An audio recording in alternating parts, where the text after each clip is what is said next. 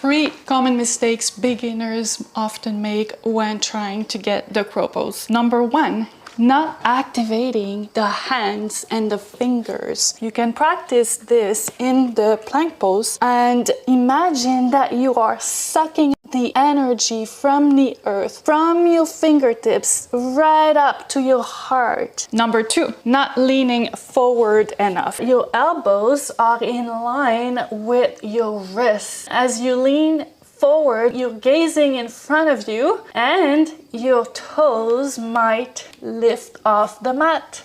Last mistake, not engaging the legs. Oftentimes we are so focused on engaging the core that we forget that crow pose requires you to also really engage your legs, pointing your toes and drawing your heels towards your butt.